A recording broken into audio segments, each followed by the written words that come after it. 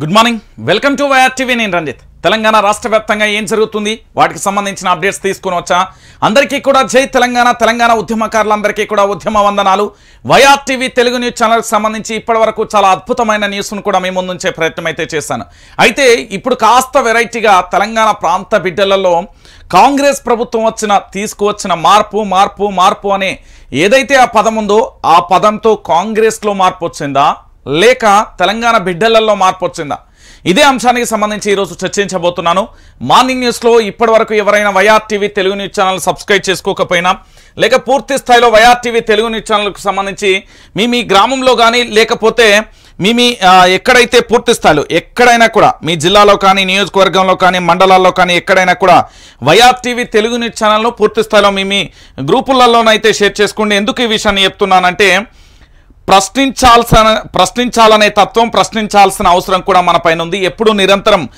ప్రజల పక్షాన కూడా ఉండాలి పూర్తి స్థాయిలో తెలంగాణ బిడ్డలందరికీ నేను చెప్పేది ఒకటే తెలంగాణ మన ప్రాంతాన్ని మనమే కాపాడుకోవాలి ఎందుకంటే ఆంధ్ర పెత్తందారి వ్యవస్థ కింద మన రాష్ట్రం మగ్గినప్పుడు ఇదే ఆంధ్ర పెత్తందారి వ్యవస్థ వద్దు నీళ్లు నిధులు నియామకాలనే యొక్క ట్యాగ్ లైన్ తోని తెలంగాణ ఉద్యమాన్ని కూడా మనం తీసుకొచ్చిన పరిస్థితి చూస్తాం ఆనాడు 2001లో తెలంగాణ రాష్ట్రానికి సంబంధించి కల్వకుంట్ల చంద్రశేఖరరావు అనే వ్యక్తి లేకపోతే ఈరోజు తెలంగాణ రాష్ట్రంలో ఉద్యమం అనేదే లేకపోయేది ఈరోజు రాష్ట్రం అనేది లేకపోయేది ఆ విషయం మీ అందరికీ తెలుసు మొదటి అడుగు కల్వకుంట్ల చంద్రశేఖరరావు పడింది కాబట్టే ఆ మార్గం అనేది సుకుమంగా జరగడం జరిగింది అప్పటికీ కూడా చాలా మందికి నాకు తెలిసినంత వరకు అసలు జై తెలంగాణ అంటున్నాం తెలంగాణ అనే రాష్ట్రం ఏర్పడుతుందని ఏ ఒక్కరికి కూడా నమ్మకం విశ్వాసం లేని పరిస్థితులలో కూడా ముందడుగు వేసి తెలంగాణ రాష్ట్ర వ్యాప్తంగా కూడా తెలంగాణ అంటే ఏంటి తెలంగాణ వ్యాప్తిని విస్తరించి తెలంగాణ రాష్ట్రాన్ని తీసుకొచ్చింది కల్వకుంట్ల చంద్రశేఖరరావు అవునన్నా కాదన్నా ఇది నిజం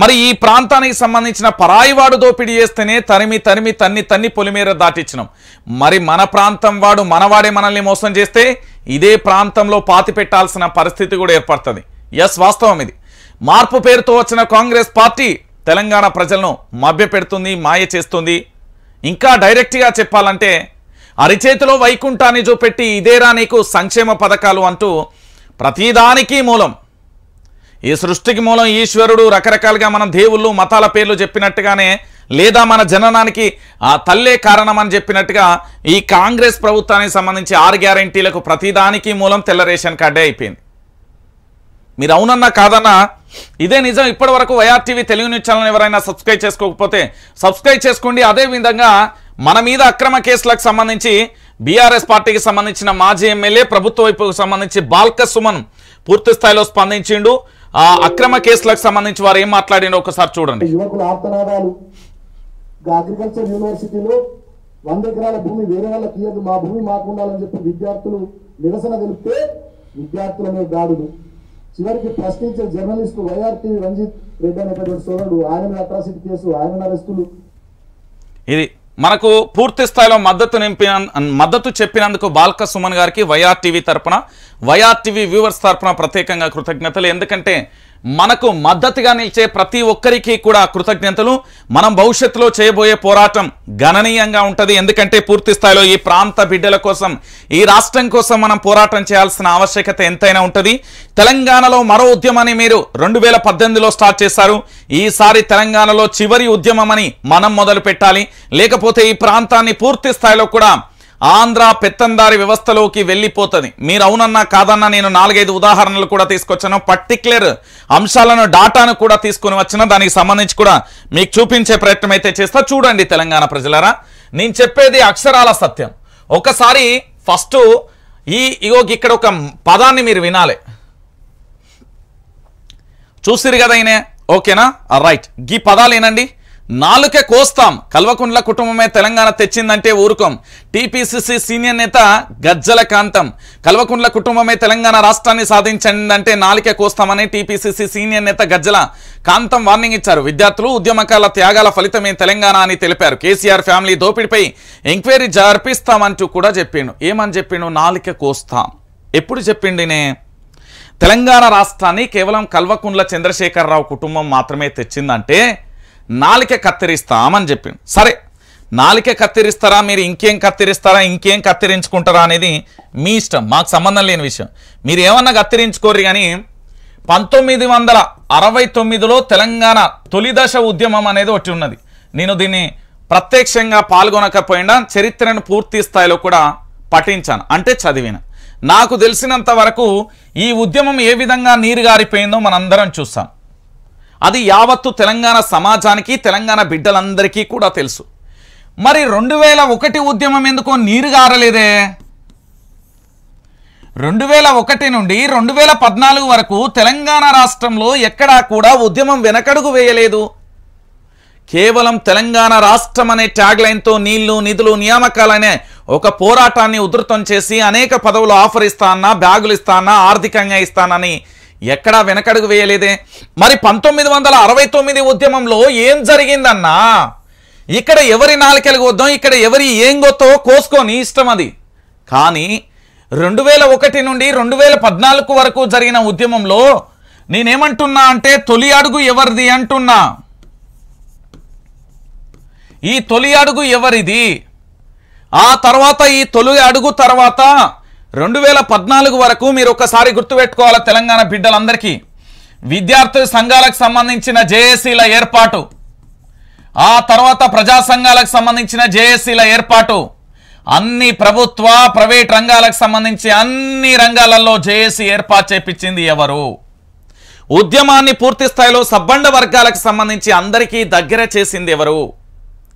తెలంగాణ ఉద్యమాన్ని ఎక్కడో కింది స్థాయిలో ఉంటే ఆకాశానికి అంత స్థాయిలో ఉద్యమాన్ని ఉధృతంగా నడిపించింది ఎవరు? ఇప్పుడు తెలంగాణ తీసుకొచ్చినందుకు, తెలంగాణ ఉద్యమం కోసం మొదటి అడుగు వేసినందుకు నాలిక కోస్తారా? లేకపోతే మీ పార్టీకి సంబంధించిన వాళ్ళు అసలు తెలంగాణ ఉద్యమంలోనే లేరు అంటే ఎవరి నాలిక కోస్తారు? నేను కాదు అంటే నేను 1200 మంది విద్యార్థుల అమరవీరుల బలిదానంతోనే తెలంగాణ వచ్చింది, విద్యార్థుల పోరాటంతోనే తెలంగాణ వచ్చింది. ఆ కర్షక, కార్మిక, అనేక రంగాలు అందరికీ సంబంధించి తెలంగాణలో 4 కోట్ల మంది యొక్క ప్రజల పోరాట ఫలితంగానే తెలంగాణ రాష్ట్రం వచ్చింది. కానీ ఈ తెలంగాణ రాష్ట్రం రావడానికి దీనికి ఒక నాయకత్వం అనేది పక్కా ఉండాలి. ఆ నాయకత్వం అడుగుజాడలలో పద్మ వ్యూహాలు రచించి పూర్తి స్థాయిలో తెలంగాణలో ఆ ఆటుపోటులు ఎన్ని ఎదురైనా కూడా తెలంగాణ రాష్ట్రానికి తీసుకొచ్చే తెలంగాణ దిక్సూచి కూడా ఉండాలి. నాడు కేసీఆర్ అనే వ్యక్తి, జయశంకర్ సార్ అనే వ్యక్తి, వీళ్ళిద్దరూ లేకపోతే తెలంగాణ ఎక్కడిది, మలిదశ ఉద్యమం ఎక్కడిది? ఒకసారి ఆలోచించండి తెలంగాణ బిడ్డలారా. ఈరోజు ఇక్కడ ఏంది, కాంతమన్న ఏమంటున్నాడంటే నాలుక కోస్తా అన్నాడు. సరే అన్న, తెలంగాణ ఉద్యమాన్ని తీసుకొచ్చి తెలంగాణ రాష్ట్రాన్ని తీసుకొచ్చినందుకు కోసే, నేను కాదంటలేను. కానీ కాంగ్రెస్ పార్టీలో జై తెలంగాణ అనే వాళ్ళని ఏమంటావు? కనీసం తెలంగాణ ఉద్యమంలో పాల్గొనని ఈ రాష్ట్ర ముఖ్యమంత్రిని ఏం చేస్తావు? మంత్రులందరినీ ఏం చేస్తావు? తెలంగాణ ఉద్యమాన్ని వ్యతిరేకించి ఆంధ్ర పెత్తందారి వ్యవస్థ ఈనాడు ఉన్న వైఎస్ జగన్ను ఆనాడు ప్రతిపక్షంలో ఉన్నప్పుడు ఓదార్పు యాత్రతో మానుకోటకు వస్తే రాళ్ళేపించి బుల్లెట్ గాయాలు దించిచ్చి ఇప్పటికే నా మిత్రులు ఆపసోపాలు అరణ్యమైన రోదన పడుతున్నారు. మరి ఏం చెప్తావు చెప్పన్నా? గజ్జల కాంతమన్న దాని గురించి కూడా చెప్పరాదే? ఇప్పుడు ఎవరి నాలుకే కోద్దామన్నా? నాడు తెలంగాణ ఉద్యమం చేస్తా అంటే ఉద్యమకారుల మీద కాల్పులు జరిపిన వాళ్ళు ఈరోజు మంత్రివర్గంలో లేరా? ఆఖరికి మీ రాష్ట్ర ముఖ్యమంత్రి గారు గన్ను తీసుకొని వస్తే కరీంనగర్లో సభ జరుగుతుందంటే ఏడిపోయింది అన్నా కాంతమన్నా? జర చెప్పరాదే? నేను కాదు అంటలేను, నీ మాటలలో నేను ఖచ్చితంగా అగ్రి అవుతా 100% విద్యార్థులు ఉన్నారు, ఉద్యమకారుల ఫలితమే వచ్చింది.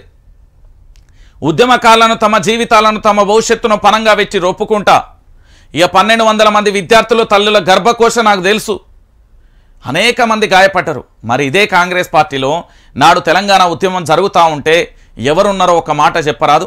మరి ఆ రోజు లేనోళ్ళందరి నాలికలు కోస్తావా? అంటే ఎవరెవరి నుండి వస్తుందో తెలుసా? సీఎం నుండి ఏ స్థాయి వరకు వస్తుందో తెలుసా? మరి వీళ్ళందరి నాలికలు కోస్తావా అన్న? జర చెప్పరాదే? ఇది తెలంగాణ ప్రాంత బిడ్డలు అడుగుతున్నారు. మరి ఎవరి నాలిక కోస్తావు, ఏం చేస్తావు అనేది కూడా జర చెప్తే బాగుంటుంది అనేది తెలంగాణ ప్రాంత బిడ్డలందరూ అడుగుతున్నారు. చెప్పరాదే జర? తెలంగాణ ఉద్యమాన్ని మలిదశ, తొలిదశ 1969 ఉద్యమాన్ని మొత్తం అవపోసన పట్టిన నేను.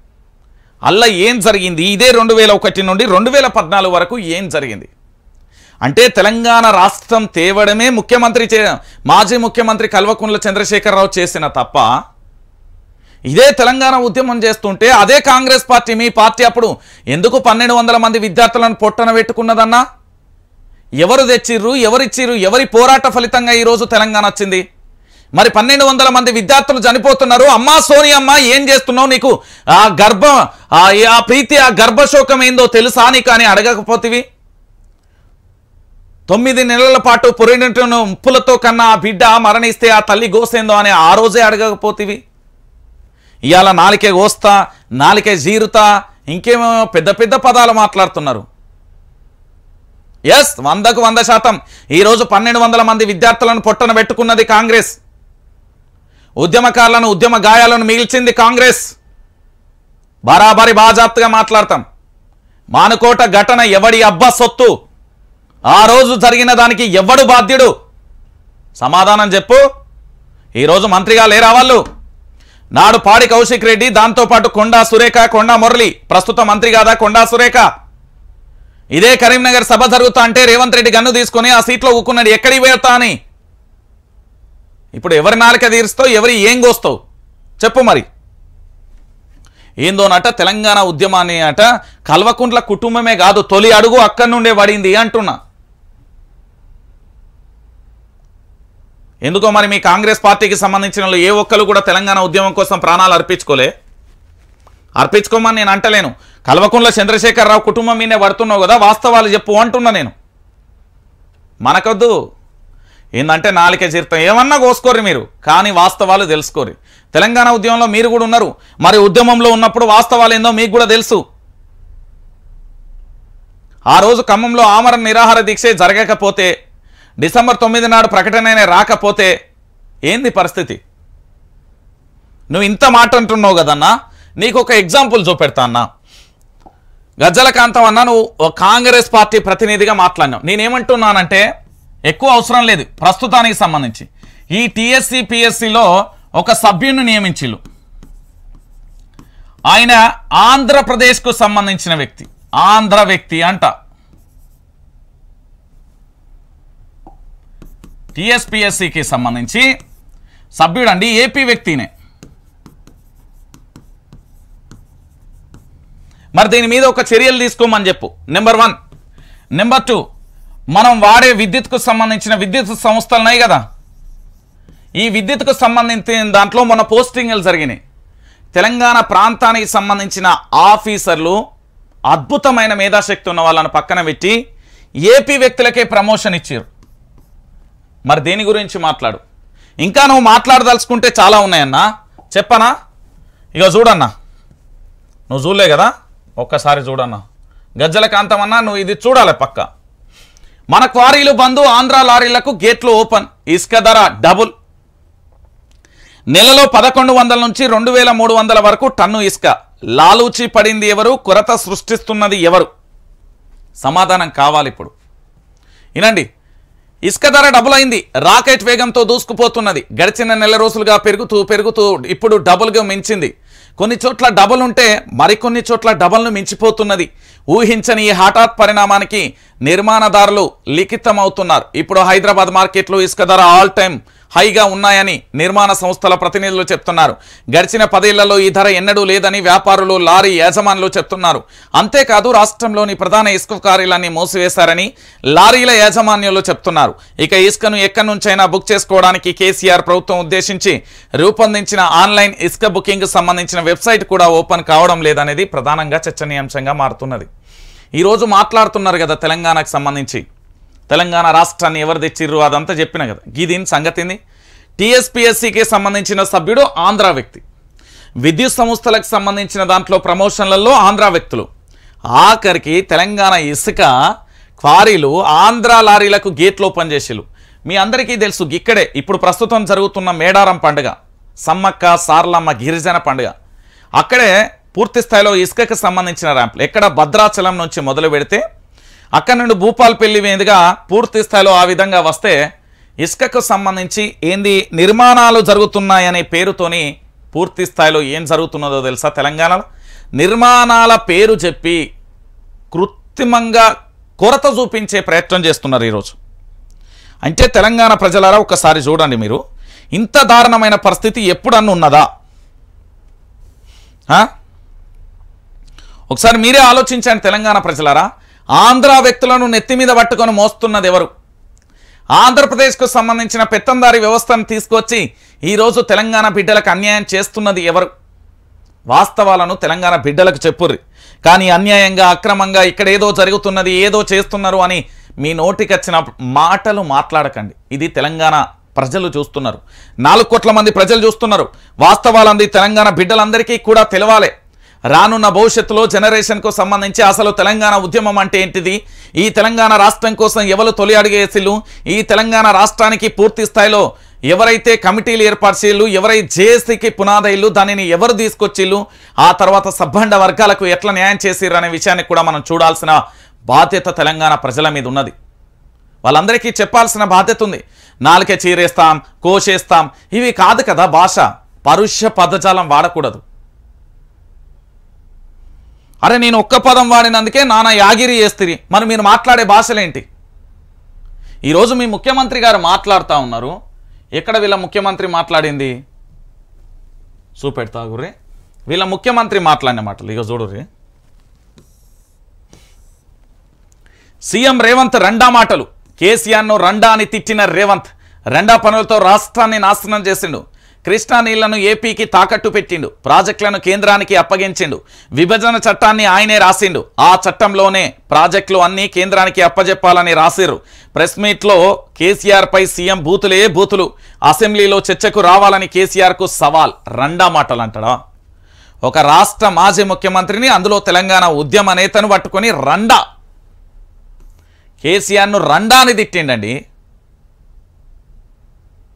ఇక మీరే చెప్పండి తెలంగాణ ప్రజలారా, రెండాని తిట్టడాని రెండా అనే పదం ఎంత బూతు పదం? ఒక రాష్ట్ర ముఖ్యమంత్రి హోదాలో ఉన్నారు.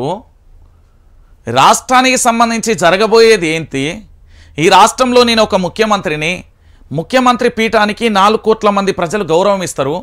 ఇలాంటి ముఖ్యమంత్రి పీఠంలో కూర్చున్నప్పుడు ఇలాంటి పదాలు వాడితే మరి ఏమనాలి? కాంగ్రెస్కు సంబంధించి ఏం సంస్కృతిని తెలంగాణ ప్రజలకు చెప్తున్నది? కాంగ్రెస్ పార్టీ తెలంగాణ బిడ్డలకు ఏ పదజాలాన్ని నేర్పిస్తున్నది? ఒక రాష్ట్ర ముఖ్యమంత్రి పదవిలో ఉండి ఇలాంటి పదాలు వాడితే రేపు రానున్న జనరేషన్కు వీళ్ళు నేర్పించే భాష ఏంటి? తెలంగాణ ప్రజలారా మీరే ఆలోచించండి.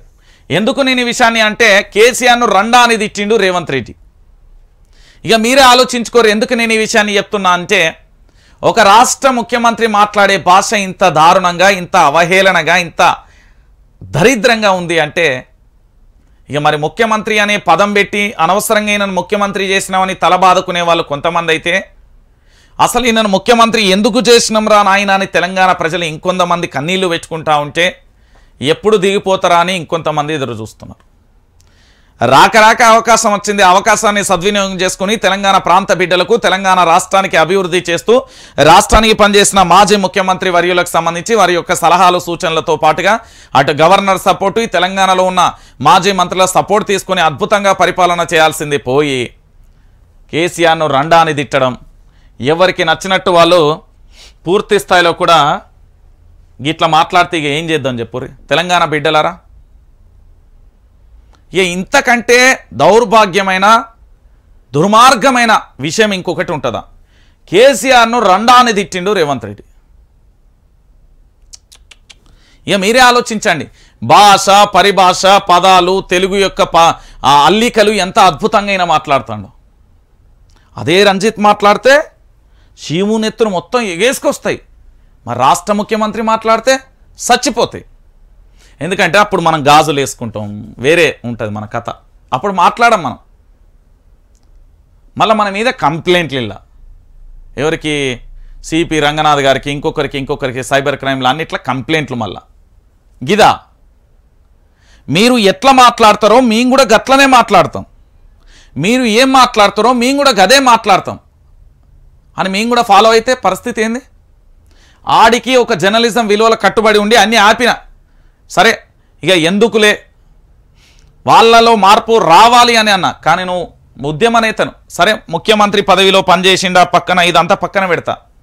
రెండా అని తిట్టడం ఎంతవరకు కరెక్ట్ అండి? ఒక రాష్ట్ర ఉద్యమ నేతను తొలి అడుగు వేసిందే కేసీఆర్. ఈ నేలను ఈరోజు ఇంత సస్యశ్యామలంగా ఇంత ప్రశాంతంగా ఉన్నది అంటేనే కేసీఆర్. హైదరాబాద్లో ఎందుకో 10 ఏళ్ల పాటు ఎక్కడ కర్ఫ్యూ జరగలే, 10 ఏళ్ల పాటు హైదరాబాద్లో కర్ఫ్యూ జరగలే. అంతకు ముందు అబ్బబ్బబ్బ చదువుకోనీకి వస్తాయిడా కర్ఫ్యూలు కర్ఫ్యూలు కర్ఫ్యూలు కర్ఫ్యూలు. ఒకసారి మీరే ఆలోచించండి తెలంగాణ బిడ్డలారా, వాస్తవాలను తెలుసుకోండి. ఇగో ఏమని చెప్తున్నాడు అంటే కృష్ణా నీళ్ళని ఏపీకి తాకట్టు పెట్టినని ఈయన ఇట్లా చెప్తున్నాడు కదా. సరే నేనేమంటున్నానంటే ఒకసారి నేను చెప్తా, ఇక్కడ చూడండి. కృష్ణా నీళ్లు నిజాలు ఏం జరిగిందనే చెప్తా. కృష్ణా కేటాయింపులపై సీఎం నిజాలే చెప్పారా? కేఆర్ఎంబీ మినిట్స్లో తనకు అవసరమైన అంశాలను తీసుకొని మాట్లాడుతున్నారా? కేసీఆర్ తెలంగాణ ప్రయోజనాలను పణంగా పెడతారా? అసలు కేఆర్ఎంబీ గత సమావేశంలో ఏం జరిగింది? ప్రస్తుత ముఖ్యమంత్రి రేవంత్ రెడ్డి అంటున్నదేంటి? పోతిరెడ్డిపాడు విషయంలో సీఎం అబద్ధాలు. కృష్ణా నీళ్లను నిజంగానే గత ప్రభుత్వం ఏపీకి వదిలేసిందా? మన ప్రాజెక్టులను పట్టించుకోకుండా ఏపీకి నీళ్లు కట్టబెట్టిందా? అసలు నిజాలేంటి? ముఖ్యమంత్రి చెప్పిన దాంట్లో ఎంతవరకు సత్యాలున్నాయి? ఈ స్థాయిలో నీళ్ల దోపిడీ జరుగుతూ ఉంటే ఆనాడు ప్రతిపక్షంలో ఉన్న ఇదే నాయకులు ఎందుకు స్పందించలేదు? అసలు కేంద్రానికి ప్రాజెక్టుల అప్పగింతపై గత ప్రభుత్వం ఏం చేసింది? ఒక్కసారి చూద్దాం. 2015 అంటే రాష్ట్రం ఏర్పడిన 1 సంవత్సరం తర్వాత 2015లో జరిగిన ఒప్పందం కేవలం 2015-16 వాటర్ ఇయర్ కోసమే. తెలంగాణ ఆంధ్ర 299:512 నిష్పత్తిలో కృష్ణా జలాలను పంచుకోవాలని నిర్ణయించారు. సీఎం చదివి వినిపించిన డాక్యుమెంట్లోనే చివరిలో ఈ అంశం స్పష్టంగా ఉంది. కానీ ఆయన దాన్ని చదివి వినిపించలేదు. నీటి కేటాయింపులు మళ్ళీ చేయాలని, దీనికోసం ట్రిబ్యునల్ వేయాలని అప్పటికే కేంద్రానికి తెలంగాణ ప్రభుత్వం విజ్ఞప్తి చేసింది. కాంగ్రెస్ ప్రభుత్వం ప్రారంభించిన కల్వకుర్తి, నెట్టంపాడు, భీమా, కోయిలా సాగర్ ప్రాజెక్టులు పూర్తి కాలేదు. కాబట్టి తాత్కాలికంగా ఏడాదికి గాను 299 టీఎంసీల వాటాను ప్రభుత్వం అంగీకరించింది. 2016లో అప్పుడు 2వ అపెక్స్ కౌన్సిల్ మినిట్స్లో 2016 నాటికి కృష్ణా జలాల బేసిస్ ప్రాజెక్టులు పూర్తి కాకపోవడంతో 2015 ఒప్పందాన్ని మరో సంవత్సరానికి పొడిగించాలని మొదటి అపెక్స్ మీటింగ్లో జరిగింది. ఇంకోటి ఏంది, పూర్తి స్థాయిలో 2017-18 నాటికి ప్రాజెక్టులు పాక్షికంగా పూర్తయి ఆయకట్టుకు నీరిచ్చే దశగా చేరుకున్నాయి. కాబట్టి కృష్ణా మన నీటి వినియోగం పెరిగింది. అందుకే 2018 నుంచి తెలంగాణ నీటి పంపిణీ ఏంది 50% 50-50 వాటాగా ఆ నిష్పత్తిలో కేంద్ర ప్రభుత్వానికి లేఖ రాసింది. ఆ తర్వాత అనేక సందర్భాలలో ఈ అంశాన్ని కేంద్రం దృష్టికి తీసుకెళ్తూనే ఉంది. బోర్డు మాత్రం తెలంగాణ వాదన పరిగణలోకి తీసుకోవాలి. ఇక 16వ బోర్డు మినిట్స్లో అప్పుడు కూడా ఇదే పరిస్థితి. ఏంది, నదీ పరివాహకంలో ఉన్న ప్రాజెక్టులని కేంద్రానికి అప్పగించాలని గెజెట్ ఉంది. కానీ కామన్ ప్రాజెక్టులను మాత్రమే అంగీకరిస్తామని చెప్పింది. దానికి కూడా షరతులు విధించింది. ఆ షరతుల్లోనే కాంగ్రెస్ ప్రభుత్వం 27/1/2024 కేంద్రానికి రాసిన లేఖ తెలియజేసింది. 17 బోర్డు మీటింగ్ మినిట్స్లో కూడా 50-50 నిష్పత్తికి సంబంధించి రాసింది. ఇక ఇదంతా మీకు కంటెంట్ అర్థం కాదు, కానీ నేను మన భాషలో చెప్తేనే ఏం లేదు. అప్పటికి మనకు చాలా వరకు ప్రాజెక్టులు తెలంగాణ రాష్ట్రం ఏర్పడిన తర్వాత పూర్తి కాకపోవడంతో ఇక్కడ ఏం జరిగింది అంటే 299:512% అట్లా వాటాలు తేల్చుకోమని చెప్పింది. అప్పటికే మనకున్న నెట్టంపాడు కానీ, కల్వకుర్తి కానీ, కోయిల కానీ, భీమా కానీ ప్రాజెక్టులు పూర్తి దశకు చేరుకోలే.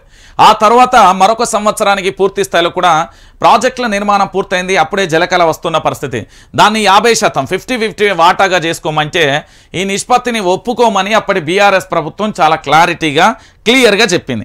అయినా కూడా ఇక్కడ ఏం జరిగింది అంటే ఇప్పుడు కాంగ్రెస్ ప్రభుత్వం మళ్ళొకసారి బీఆర్ఎస్ పార్టీ మీద బట్టగాల్చి మీదేసే ప్రయత్నం చేస్తున్నది.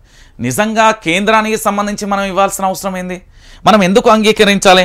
మన రాష్ట్రానికి సంబంధించి మనం పోరాటం చేసినాం. తెచ్చుకున్న రాష్ట్రంలో మన నీళ్లు మనకే కావాలి. మీరు తెలంగాణ ఉద్యమంలో ట్యాగ్ లైన్ గుర్తుందా? ఫస్టే నీళ్లు ఉంటాయి.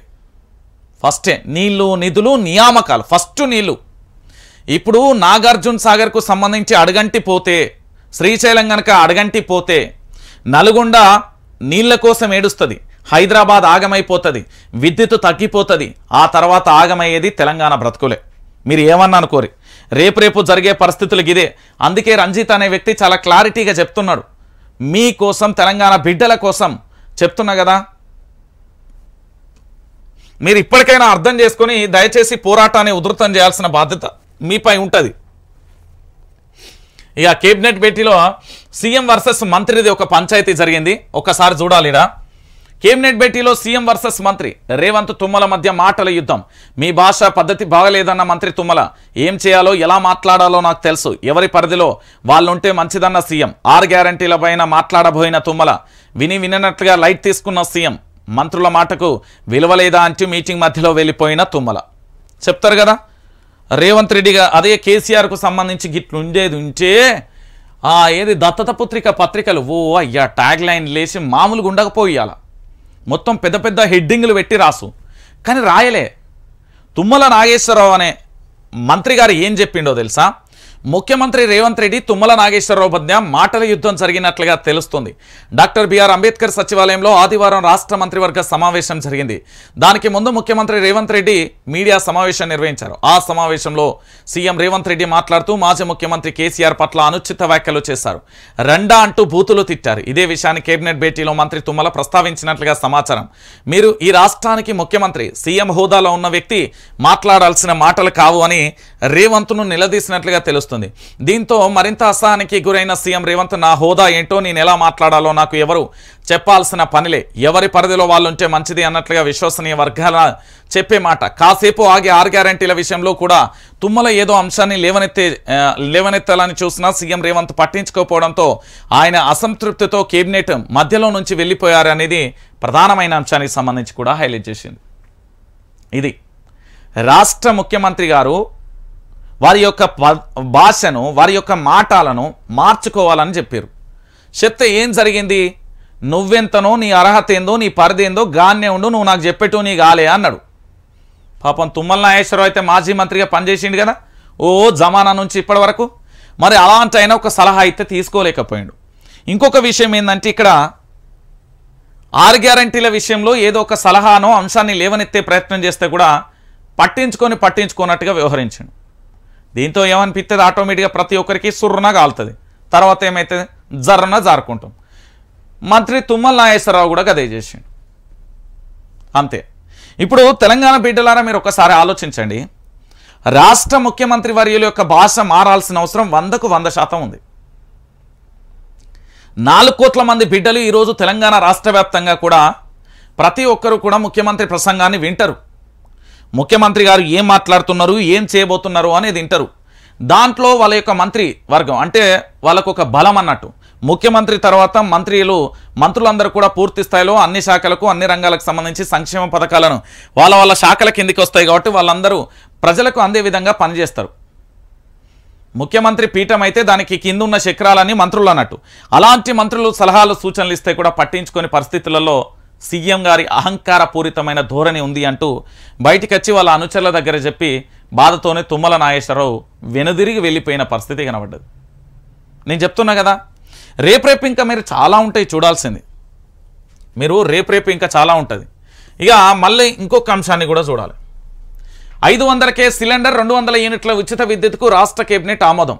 రాష్ట్ర గేయంగా జయ జయ హే తెలంగాణ తెలంగాణ తల్లి విగ్రహం రాష్ట్ర చిహ్నంలో మార్పులు. ఇకపై టీఏ స్థానంలో టీజీ.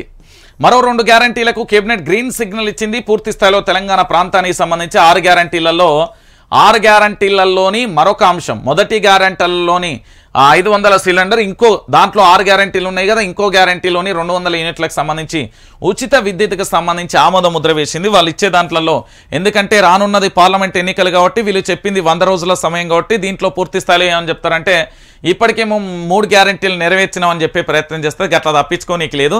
నా దగ్గర మీ బుక్ ఉన్నది, పూర్తి స్థాయిలో ఏ అంశంలో ఎన్నెన్ని ఉన్నాయి వాటన్నింటినీ నెరవేర్చేదాకా మీ ఎంబటి ఉండి దగ్గరుండి నెరవేర్పిస్తా, మీరేం ఫీల్ కాకూరి. ఓకేనా?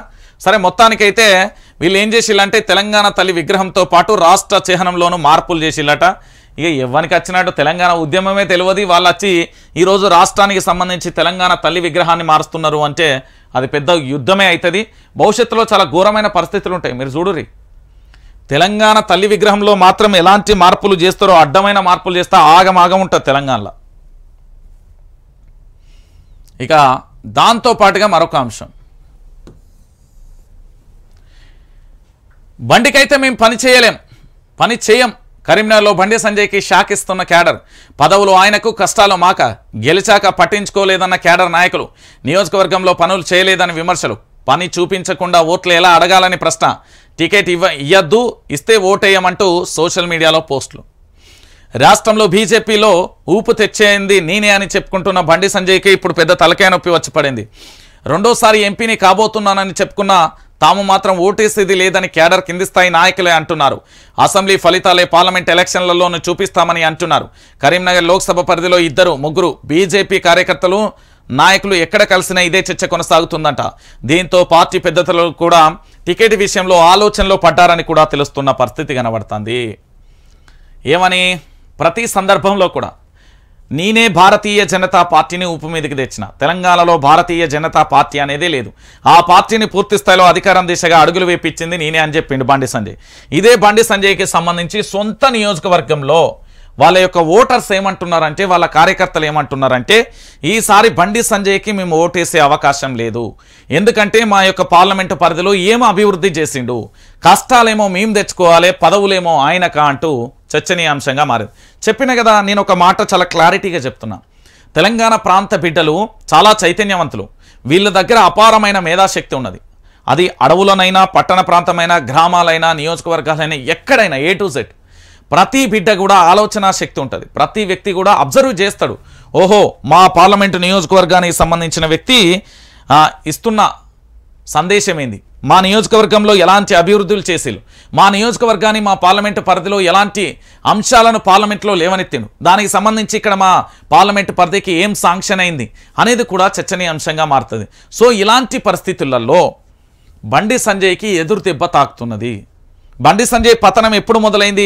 ఎప్పుడైతే భారతీయ జనతా పార్టీ రాష్ట్ర అధ్యక్షుడి నుంచి పక్కకు జరిపి జాతీయ ప్రధాన కార్యదర్శిగా పదవిచ్చిలో అప్పటి నుంచే బండి సంజయ్ అనే పతనం మొదలైంది. నేను ఒక మాట చెప్పాలనా, కల్వకుంట్ల చంద్రశేఖరరావు అనే వ్యక్తి ఎక్కట్లో చీకట్లో కనిపించిన వ్యక్తిని కూడా వెలుగులోకి తీసుకొచ్చే అద్భుతమైన సూర్యశక్తి, చంద్రశక్తి లెక్క చూపించే ప్రయత్నం చేస్తాడు. ఒకవేళ కల్వకుంట్ల చంద్రశేఖరరావుని ఎదిరిస్తా అంటే మళ్ళా చీకట్లో కాదు, అంధకారంలో ఎడితే అసలు చీకట్లో కూడా కనిపించనంత భయంకరమైన అజ్ఞాతంలోకి వెళ్ళిపోవాల్సిన పరిస్థితి ఏర్పడుతుంది. బండి సంజయ్ని కూడా పూర్తి స్థాయిలో కల్వకుంట్ల చంద్రశేఖరరావే హైలైట్ చేసేయండు. ఆ తర్వాత వాళ్ళ పార్టీకే ముప్పు ఏర్పడుతుంది అనే పరిస్థితులలో తొక్కుతే ఎక్కడివే అయిపోయా. చెప్పినా కదా. ఇంకొక అంశం ఏంటంటే, బీఆర్ఎస్ పార్టీ ఇందులో ప్రభుత్వం పరంగా ఓడిపోవచ్చు, కానీ ముఖ్య నాయకులను ఓడగొట్టడంలో మాత్రం కీలక పాత్ర వహించింది బీఆర్ఎస్. మీరు చూడండి, చాలా కీలకమైన సెగ్మెంట్లలో భారతీయ జనతా పార్టీ నేతలందరినీ ఓడించిందే భారత రాష్ట్ర సమితి. మీరు చూడండి, ఎక్కడైనా చూడండి, కీలక నేతలను మొత్తం ఓడగొట్టిందే వీళ్ళు. మీరు ఎక్కడ మొత్తం అబ్జర్వ్ చేయండి, ఎక్కడికైనా కనబడుతుంది. ఇక దాంతో పాటుగా మరో అంశం ఇక చూడు, పాలేరు నీళ్ల కోసం పోరుబాట, సాగర్ నీటిని వదలాలని ఖమ్మంలో ఆందోళన, రిజర్వాయర్ నుంచి నీటి విడుదల చేసుకున్న రైతులు, చర్చలు జరిపి శాంతింపజేసిన అధికారులు. ప్రస్తుతం వ్యవసాయ సీజన్కు సాగర్ జలాల కొరత ఏర్పడడంతో ఖమ్మం జిల్లా ఆయకట్టు రైతులు ఆదివారం పాలేరు రిజర్వాయర్ వద్ద ధర్నా చేపట్టారు. అనంతరం అనధికారికంగా తాగునీటి అవసరాలకు నిల్వ చేసిన నీటిని సాగర్ పాత కాలువ నుంచి దిగువకు విడుదల చేస్తారు. దీంతో రిజర్వాయర్ వద్ద పరిస్థితి ఉధృతంగా తలెత్తింది. ఖమ్మం జిల్లాలో వ్యవసాయం 90% నాగార్జున సాగర్ జలాలపైనే ఆధారపడి ఉంటుంది. సాగర్ ప్రాజెక్టు నుండి కాలువల ద్వారా పాలేరు రిజర్వాయర్ను చేరుకొని అక్కడి నుంచి జిల్లా నలుమూలలకు నీళ్లు వెళ్తాయి. రైతులు ఆ నీటితో పంటలు పండిస్తారు. ఎగువ జలాలు నిండుకోవడంతో ప్రస్తుత సీజన్లో రైతు సాగునీటి అవసరాల కోసం కూడా ఉపయోగించుకుంటున్న పరిస్థితి చెప్తుంది. నేను చాలా క్లారిటీగా చెప్తున్నా, రేపు పొద్దుగాల కాళేశ్వరం ప్రాజెక్టు విలువ వీళ్ళకి ఎంత తెలుస్తుందో తెలుసా?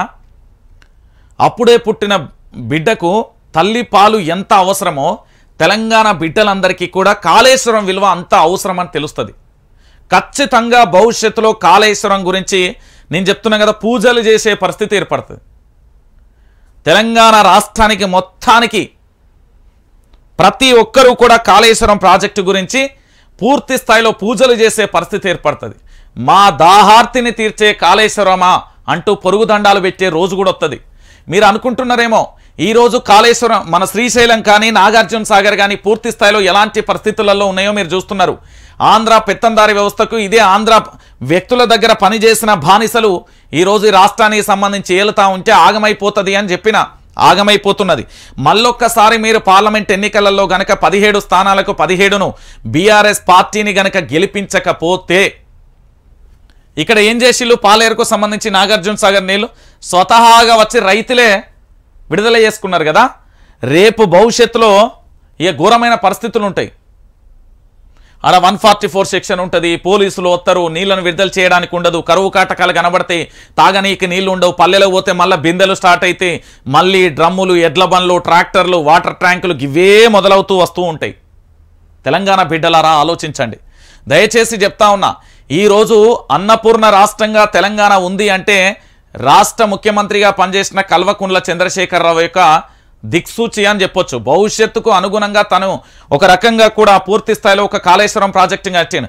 కాళేశ్వరం అంటే అన్నారం, సుందిల్లా చాలా ప్రాజెక్టులు వస్తాయి, అది ఒక్క కాళేశ్వరాన్ని పట్టుకొని అనకండి. నేను దాని మీద చరిత్రను పరిశోధనకు పంపించేస్తే దాంట్లో చాలా మందిని అడిగితే ఏమన్నారు అంటే ఇది కాకతీయ కాలం నాడే కట్టాలి అనుకున్న కాళేశ్వరం ప్రాజెక్ట్ అట. ఇక మీరే అర్థం చేసుకోండి. ఇప్పటికైనా మన రాష్ట్రానికి సంబంధించి మన తెలంగాణ గలం, మన తెలంగాణ బలం, మన తెలంగాణ పూర్తి స్థాయిలో దళం గలం బలం ఇవి వినిపించాలంటే బీఆర్ఎస్ పార్టీకి సంబంధించిన ఎంపీలను గెలిపించండి. ఈ ఒక్కసారి మాత్రం ఖచ్చితంగా అవకాశాన్ని మీరు దీన్ని సద్వినియోగం చేసుకోకపోతే భవిష్యత్తు ఇంకో లెక్క ఉంటుంది.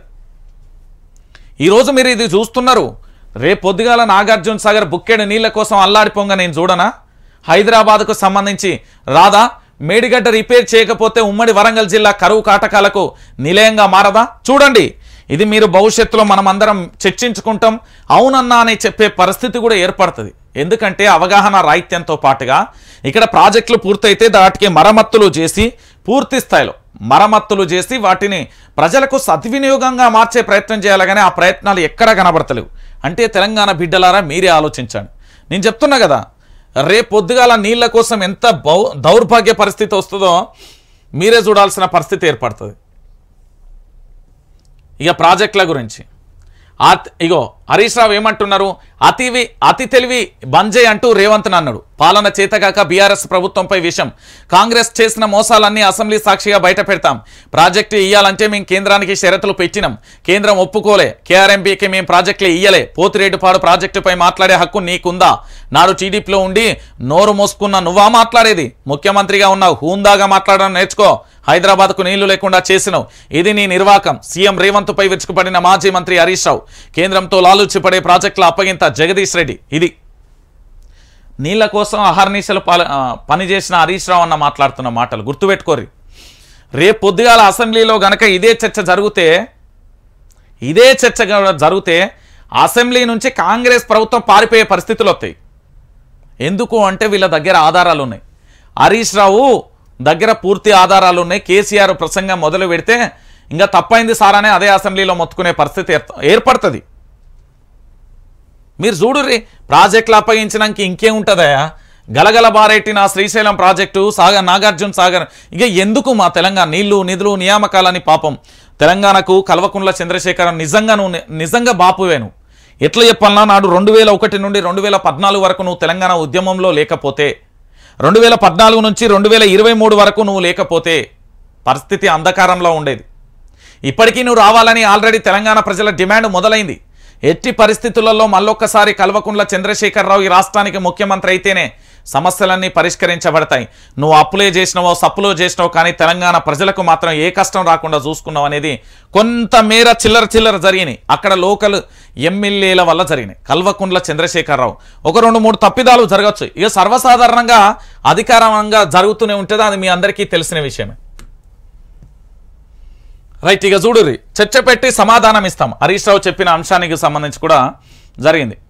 ఇక కేఆర్ఎంబీ వాస్తవాలు వివరణే టార్గెట్, సభలో శ్వేతపత్రాలు రిలీజ్, నల్గొండలో గులాబీ సభ, త్వరలో 2 లక్షల మందితో నిర్వహించే సన్నాహాలు అంటూ కూడా చెప్పిన పరిస్థితి కనబడదు. త్వరలో ఏం జరుగుతుంది అంటే బీఆర్ఎస్ పార్టీకి సంబంధించి సభలు సమావేశాలు మళ్ళొక్కసారి మీరు 2001, 2004, 2009 సందర్భాలను చూడబోతున్నారు. తెలంగాణ రాష్ట్ర వ్యాప్తంగా గులాబీ బాస్ రంగంలోకి దిగుతాడు. పూర్తి స్థాయిలో చర్చలు కొనసాగుతాయి.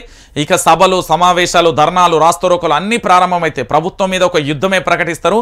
మహా అంటే ఇవాళ ఎన్నో తారీఖు, ఆల్మోస్ట్ 5వ తారీఖు అయిపోయింది. దాదాపుగా 60 రోజులు పూర్తి అయిపోతున్నది. వీళ్ళిగా ఏం చేస్తారు, ఎట్లుంటుందంటే మరో 40 రోజులు ఉంటుంది. ఈ 40 రోజులలో ఏం జరుగుతుంది అనేది తెలంగాణ బిడ్డలందరూ కూడా చూస్తారు. ఇగో దాంతోపాటు ఇక చూడు, మార్చి 17 లోపు హామీలు నెరవేర్చకపోతే కాంగ్రెస్ పార్టీని బొందకు పెడతాం. జిల్లాలో ఉండే ప్రజలను 420 హామీలతో మోసం చేసి కాంగ్రెస్ నేతలు గద్దెనెక్కిర్రు. నిజమే కదా, నిజంగా కౌలు రైతులకు ఏ విధంగా రైతు బంధు ఇస్తాడో తెలియదు ఒకటి. దాంతోపాటు ప్రతిదానికి ఏది కావాలన్నా నమో నారాయణ అన్నట్టు ఏది చేయాలన్నా కూడా తెల్ల రేషన్ కార్డే అంటున్నారు. మరి ఇదే విషయాన్ని తెల్ల రేషన్ కార్డు ఉన్నోళ్ళకే 6 గ్యారంటీలు అని చెప్తే ఆ రోజు ఒక్క ఓటు కూడా వడకపోవు మీకు. అంటే ప్రజలను మీరు మోసం చేసిళ్ళు. సరే, అయినప్పటికీ మోసపోయిన ప్రజలు కూడా ఒకటి అంటున్నారు, రేపు పొద్దుగాల దగ్గరనే ఉన్నది, తొందర ఎందుకు అంటున్నారు ప్రజలు. పార్లమెంట్ ఎన్నికలలో దెబ్బకు రుచి చూపెడతారు చూడుర్రి. బీజేపీ కాంగ్రెస్ అన్నిటిని పక్కన పెట్టి మళ్ళీ బీఆర్ఎస్ పార్టీకి సంబంధించి పట్టం కట్టడానికి పని చేయకపోతే నన్ను అడుగురు. మీరు ఇదే విషయాన్ని చూడాలి తెలంగాణ బిడ్డలారా. నేను చెప్తున్నా కదా, ఇగో గిడ చూడుర్రి. ఇక దత్తత పుత్రిక పేపర్లు అన్నీ వచ్చినాయి. కేసీఆర్ నిర్ణయాలు రాష్ట్రానికి మరణ శాసనం. ఇక చూడుర్రి, రాష్ట్ర గీతంగా జై జై హే తెలంగాణ తల్లి విగ్రహంలో మార్పులు. ఎందుకు సోనియా గాంధీ బొమ్మ పెడదాం అనుకుంటారా ఏంది? Camp politics Hyderabad. ఇక అంత బట్టగాల్సి మీదేసే పేపర్. ఇక ఇది ఒక్కటి మంచిగా రాసింది ఏందంట, రంగంలోకి గులాబీ బాస్. అసెంబ్లీ సమావేశాల తర్వాత భారీ సభ. నల్గొండలో 2 లక్షల మందితో నిర్వహణకు ప్రణాళికలు. కేఆర్ఎంబీ వాస్తవాల వివరణ శ్వేతపత్రాలు రిలీజ్. పార్లమెంట్ ఎన్నికలలో కాంగ్రెస్ను టార్గెట్ చేసే ప్లాన్ అంటూ కూడా చెప్పిన పరిస్థితి. కల్వకుంట్ల చంద్రశేఖరరావు ఒక్కసారి పూర్తి స్థాయిలో తెలంగాణ బిడ్డలకు తెలంగాణ ప్రాంతానికి సంబంధించి ఏం జరుగుతుందో చెప్పే ప్రయత్నం అయితే చేస్తారు. మీరు ఎక్కడ ఆందోళన వ్యక్తం చేయాల్సిన అవసరం లేదు, మీరు ఎక్కడ బాధపడాల్సిన అవసరం లేదు. వాస్తవాలను తెలంగాణ బిడ్డలందరికీ కూడా చెప్పబోతున్నాడు. వాస్తవ పరిస్థితులను కూడా తెలంగాణ రాష్ట్ర వ్యాప్తంగా ఏం జరుగుతున్నది, ఎట్లెట్లున్నది, ఏం కథ అనేది కూడా చెప్పే ప్రయత్నం అయితే జరుగుతున్నది. గులాబీ బాస్ పూర్తి స్థాయిలో 100 రోజుల తర్వాత నిర్వహించే సభలు సమావేశాలను మీరు గనక చూస్తే, మీది గనక వింటే మళ్ళీ ఉద్యమ నేత మన ముందుకు వచ్చిండనే ఒక సాక్షాత్కారం అయిపోతారు అంతే. ఇంకా ఎందుకు నేను ఈ విషయాన్ని చెప్తున్నానంటే ఇప్పటికే మన తెలంగాణ కుక్కలు జంపిన ఇస్తారాకు లెక్క అయిపోతున్నది. మన రాష్ట్రాన్ని మనం ఖచ్చితంగా కాపాడుకోవాలి. ప్రాంతేతర వారు మోసం చేస్తేనే తన్నిన మన ప్రాంతం వారు మోసం చేస్తే ఇదే ప్రాంతంలో పాతి పెడతాం. మనం తెలంగాణ ఉద్యమం శ్లోకన్లు ఏది మర్చిపోవద్దు. మళ్ళొక్కసారి చివరి పోరాటంగా ఇది ఇప్పుడు జరగబోయే యుద్ధం ఉంటుంది. అక్షరాల అదే జరగాల్సిన పరిస్థితి ఉంటుంది. కల్వకుంట్ల చంద్రశేఖరరావు రంగంలోకి దిగుతాడు. వాస్తవాలను తెలంగాణ బిడ్డలందరికీ తెలవాలి. ఆయన విలువ కూడా ఇప్పటికే అర్థమై చాలామంది కూడా ఎట్లా ఏమంటున్నారో కూడా మీరు చూస్తున్నారు. ఇవన్నీ ఇక వెలుగమ్మ కంటి ఆపరేషన్ చేయాలి దీనికి అర్జెంటుగా. ఇక చూడరు ఒకటే ఉంటుంది వీళ్ళకి ఏంది అంటే పూర్తి స్థాయిలో ఇక గింతే ఇలా వార్తలు ఏం కనబడి. ఈయనది ఈ పేపర్ కాబట్టి ఈయనదే రాసుకుంటాడు కాకా టోర్నమెంట్ అని. ఇక ఇంకేముండదు ఇక్కడ. మీరు చూసిర్రు కదా తెలంగాణ బిడ్డలారా. అందుకే నేను చెప్తున్నా, వైఆర్టీవీ తెలుగు న్యూస్ ఛానల్కి సంబంధించి ప్రతి ఒక్కరూ కూడా సబ్స్క్రైబ్ చేసుకోండి, షేర్ చేసుకోండి. తెలంగాణ ఉద్యమంలో మనం ఎట్లుండమో ఇప్పుడు కూడా అట్లనే ఉంటుంది. 9908572666 అనే నెంబర్కి మీ యొక్క సహకారం కూడా అందించండి. ఎవరైనా పారిశ్రామికవేత్తలు పెద్ద ఆర్థిక వనరులు కలిగిన వ్యక్తులు పూర్తి స్థాయిలో మాకు ఈ తెలంగాణ మరొకసారి చివరి ఉద్యమంగా చేయబోయే పోరాటానికి ఆర్థిక మద్దతు తెలపండి. ఇప్పటికే మన న్యూస్ ఛానల్కి సంబంధించి ఏంది అంటే మన మీద అక్రమ కేసులు కానీ మన మీద జరుగుతున్న కుట్ర కోణాలకు సంబంధించి ఒక్కసారి బాల్క సుమన్ మాట్లాడేది వినండి. అగ్రికల్చర్ యూనివర్సిటీలో 100 ఎకరాల భూమి వేరే వాళ్ళకి ఇయ్యదు, మా భూమి మాకు ఉండాలని చెప్పి విద్యార్థులు నిరసన తెలిపితే విద్యార్థుల మీద దాడులు. చివరికి ప్రశ్నించే జర్నలిస్టు వైఆర్టీ రంజిత్ రెడ్డి అనేటటువంటి సోదరుడు, ఆయన మీద అట్రాసిటీ కేసు, ఆయన అరెస్టులు. విన్నారా? బాల్క సుమన్ గారికి థ్యాంక్ యూ, మాకు భరోసాను ఇచ్చినందుకు. మాకు ఎవరెవరైతే మద్దతు ఉంటారో వాళ్ళందరికీ కూడా ప్రత్యేకంగా కృతజ్ఞతలు. వైఆర్టీవీ వ్యూవర్స్ అందరికీ కూడా చెప్తున్నా, నేను ఎలాంటి తప్పు చేయలే. న్యాయస్థానంలో హైకోర్టులో స్టే తెచ్చుకున్నాను. నేను కేవలం తెలంగాణ ప్రాంత బిడ్డల కోసం మాత్రమే పనిచేస్తున్నా. ఖచ్చితంగా కూడా మనకు కాస్త ఎక్విప్మెంట్ అవసరం ఉంటుంది. అవసరం ఉన్న కాడ తీసుకుంటే ఇక నేనే ఛానల్ పెట్టించిన నాదే అంటే ఇక నడుతుందా? మీ అందరికీ తెలియని ముచ్చట కాదా? మరి ఇట్లా అనుకుంటే శాటిలైట్ ఛానళ్ళు అన్నీ మనే అవుతాయి. ప్యాకేజీలు ఉంటే ఎలక్షన్ రంగా సర్వసాధారణంగా సరిపోతుంది. దినదిన గండంగా మనకు జరుగుతున్న ఈ పరిస్థితులలో ప్రతి ఒక్కరి మద్దతు అవసరం. 9908572666 అనే నెంబర్ ఉంటుంది. దానికి మీరు భారీగా కూడా ఆర్థిక సాయం చేయండి. భవిష్యత్తులో తలరాతలు మార్చుకునేది మనమే. ఎవరో వస్తారు ఏదో చేస్తారని అపనమ్మకాన్ని వినండి. మన రాష్ట్రం కోసం మన ప్రాంతానికి మనమే ఖచ్చితంగా కాపాడుకోవాల్సిన బాధ్యత ఉంటుంది. ఇగో మళ్ళొక్కసారి ఏనూరి అగ్రికల్చర్ యూనివర్సిటీలో 100 ఎకరాల భూమి వేరే వాళ్ళకి ఇయ్యదు, మా భూమి మాకు ఉండాలని చెప్పి విద్యార్థులు నిరసన తెలిపితే విద్యార్థుల మీద దాడులు. చివరికి ప్రశ్నించే జర్నలిస్టు వైఆర్టీ రంజిత్ రెడ్డి అనేటటువంటి సోదరుడు, ఆయన మీద అట్రాసిటీ కేసు, ఆయన అరెస్టులు.